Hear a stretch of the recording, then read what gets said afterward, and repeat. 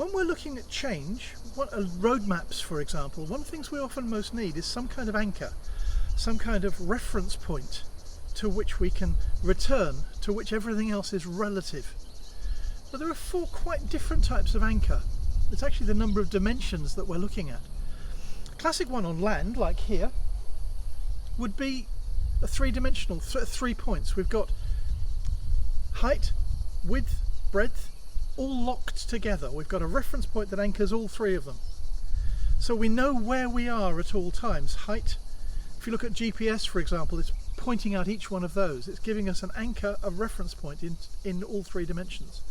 We might want to add a 4th at some time around time, but the principle applies there.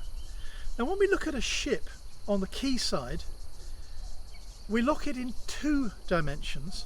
We make sure it can't move outward, we can't make sure it won't move along. But it has to be able to move relatively freely up and down with the tide. So we've got 2 dimensions for our anchor there. When we go out into the bay, we give it a single point anchor.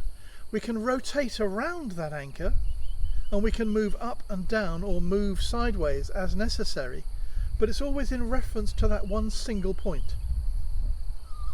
And out on the open ocean,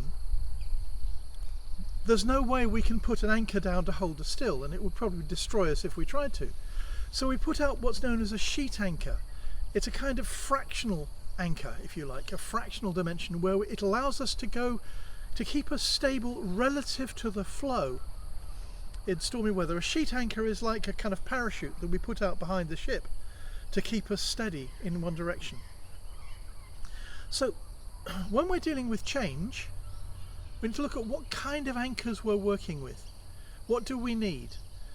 A sheet anchor becomes particularly useful when we don't know what's going on, but we have the vision and the values of the organisation provide us with some form of anchor in the midst of intense change that would destroy a conventional chain. So 4 quite different types of anchor depending on the kind of dimensions you want. Fixed location, 3 points. We've got the ability to move around in one of the dimensions but keep the others relatively stable.